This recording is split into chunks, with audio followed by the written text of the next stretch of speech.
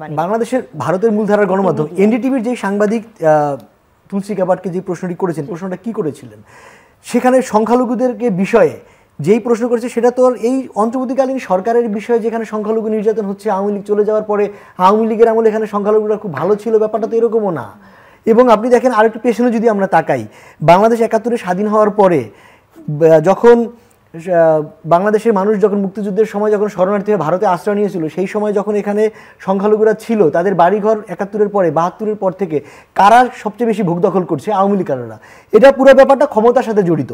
মানে ৭১-এর পরে আওয়ামী লীগের হাতে হচ্ছে, আওয়ামী লীগের ভোগ দখলে বাংলাদেশের সমস্ত বেশি সংখ্যালঘুদের সহায় সম্পত্তি, বাড়ি ঘর, ব্যবসা বাণিজ্য থেকে শুরু করে। সেই জায়গায় তুলসী গাবাটের এখানে যে প্রশ্ন ভারতীয় গণমাধ্যমে যেভাবে যেটা এসছে, আমি একজন সংবাদকর্মী হিসাবে একদম মানে দ্ব্যর্থহীন ভাষায় বলতে চাই, এইটি হচ্ছে গিয়ে ভারতীয় মিডিয়ার একটা প্রোপাগান্ডার একটা অংশ।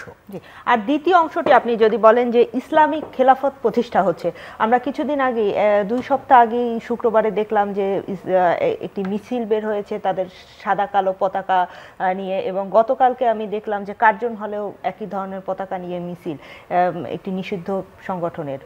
কি বলবেন সেটিকে? আচ্ছা, বাংলাদেশের মানুষ কিন্তু ধর্মপ্রাণ, বাংলাদেশের মানুষ ধর্ম অন্ধ না, কিন্তু এই ধর্মপ্রাণ উগ্রবাদীদের উত্থান হচ্ছে, কিন্তু এই ধর্মপ্রাণ মুসলমানদেরকে আপনি যখন কিভাবে ব্যবহার করবেন, কিভাবে আপনি ধর্মটাকে তাদের সামনে আনবেন, এটা কিন্তু আপনার জরুরি।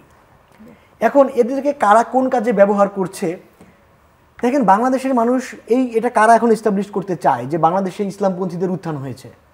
এটা যারা করতে চায় তারা হচ্ছে গিয়ে যে বাংলাদেশে ইসলামপন্থীদের উত্থান হয়েছে, বাংলাদেশে সংখ্যালঘু নির্যাতন হচ্ছে, এটা হচ্ছে তারা যারা এটা বললে ক্ষমতাচ্যুত আওয়ামী লীগের যাদের লাভ হয়, যাতে বুঝাইতে পারে বিশ্ববাসীকে যেটা তো জনগণের কোনো আন্দোলন ছিল না, কিন্তু স্বতঃস্ফূর্ত জনতার জোয়ার গিয়ে গণভবন, মানে বাংলাদেশ পৃথিবীর ইতিহাসের বিরল ঘটনা যে রাষ্ট্রপ্রধানের, সরকার প্রধানের বাসভবনে আপনি যে মানে বিক্ষুব্ধ জনতা গিয়ে তাকে ক্ষমতাচ্যুত করেছে। এবং এই যে জনগণের শক্তিকে যারা অস্বীকার করে এবং সেখানে যারা ষড়যন্ত্র দেখে, তারাই মূলত এখানে এরা বলতে চাচ্ছে যে বাংলাদেশ ইসলামপন্থীদের উত্থান হচ্ছে।